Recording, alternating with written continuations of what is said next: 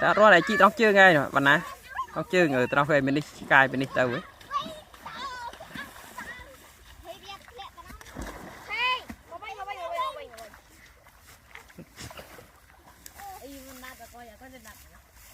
thi ngợp là vượt rồi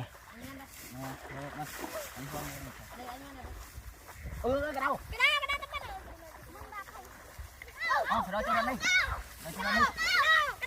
no ê con cho lên con cho chấp cái đấy lên cái đấy lên